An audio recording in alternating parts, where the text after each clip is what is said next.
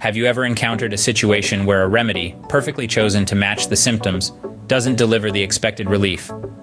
This is a question that often baffles many practitioners of homeopathy. You might have a case where, for instance, pulsatilla is the remedy suited to the symptoms at hand. It's prescribed in line with every rule of the institutes, yet the relief is only temporary. Why does this happen? This is where the concept of psoric constitutions comes into play, and the role of Psorinum becomes critical. Psoric constitutions, as defined by Hahnemann, are those that are prone to glandular and cutaneous affections. They may not react as expected to the seemingly well-chosen remedy. This is because there is an underlying dyscrasia or imbalance that needs to be addressed before successful treatment can proceed. In these cases, Psorinum is particularly indicated. It's a remedy that has been sufficiently proven to be successful in treating such diseases. It's especially effective when the patient's constitution is psoric, and the well-chosen remedy doesn't seem to work as expected. Let's say you're treating a case of scarlatina, and despite your best efforts, the little one doesn't pull through. Many of these cases could be saved if we delve deeper into the role of Psorinum in our materia medica. It's a potent remedy that can help modify or remove the underlying dyscrasia, enabling other remedies to work more effectively. That said, it's important to remember that the various constitutions or dyscrasias underlying chronic and acute afflictions are numerous. As practitioners, we are yet to fully understand them all. However, what we do know is that Psorinum plays a crucial role in addressing these underlying imbalances. Its effectiveness in treating psoric constitutions offers a promising avenue for successful treatment of diseases that don't respond as expected to well-chosen remedies. Indeed, the various constitutions or dyscrasias underlying chronic and acute afflictions are numerous, and we are yet to fully understand them all. However, by understanding the role of Psorinum, we can hope to make strides in treating these complex cases more effectively.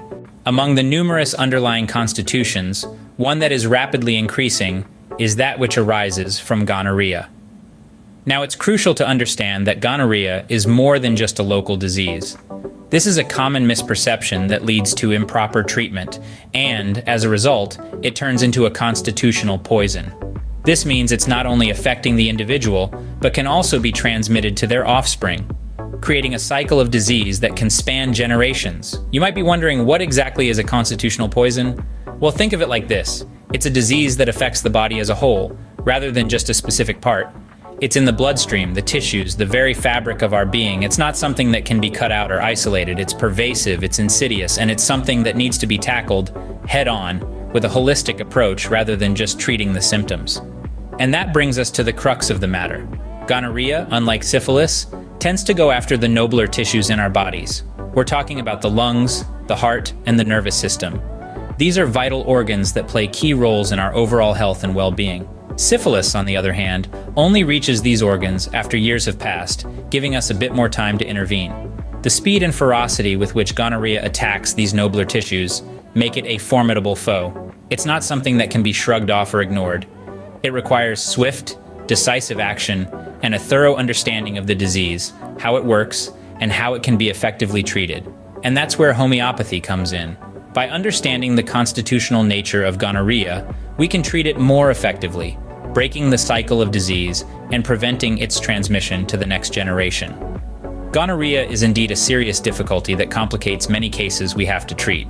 But with understanding, the right approach, and the power of homeopathy on our side, it's a difficulty we can overcome. With a clear understanding of the complex nature of constitutions, let's delve deeper into the role of Psorinum, especially where there is a decided psoric taint and the well-chosen remedy refuses to act. Psorinum, a remedy often overlooked, has a significant impact on our body's tissues.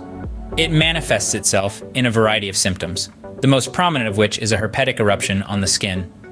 This eruption is not your typical skin rash. It's accompanied by severe itching, an itch that worsens as the patient gets warm in bed. It's an itch that keeps you awake, that consumes your thoughts, that demands your attention. But it's not just the itching that sets Psorinum apart. The skin takes on a dirty, dingy look, a look that persists even when the patient is clean. It's as though the skin itself is crying out, is begging for relief. And in some places, the skin appears coarse, as if it's been bathed in oil, a sign of the sebaceous glands secreting in excess. In children, these symptoms are particularly noticeable around the scalp, cheeks, and ears. It's almost as if the disease is marking its territory, claiming these areas as its own. The eruption can be moist at times, oozing a matter that is quite offensive. At other times it's dry, furfuraceous as it's called. Along with these skin symptoms, there's often an otorrhea, a discharge from the ear that's thin, ichorous, and horribly offensive, smelling like rotten meat. It's a smell that lingers, a smell that's hard to forget. And then there are the ulcers, usually appearing on the legs, especially around the tibia or the ankles. These ulcers are slow to heal, they are indolent, and like the skin symptoms, they are a visual testament to the power of this disease. The child afflicted with these symptoms is often greatly emaciated, and the entire surface of the body emits an offensive odor. Indeed, Psorinum's effects are profound, and its role in treating diseases, particularly those with a psoric taint, is invaluable. While we have discussed the healing properties of Psorinum, it's important to note that it does come with its own set of challenges. One of the most notable is the slow healing nature of ulcers that tend to appear on the legs, usually around the tibia or the ankles or even other joints. These ulcers are indolent. They take their sweet time to heal, which can be a real test of patience for both the patient and the practitioner. Additionally, Psorinum is associated with herpetic and itching eruptions, which are more likely to appear in the bends of joints, such as the elbows or the popliteal spaces.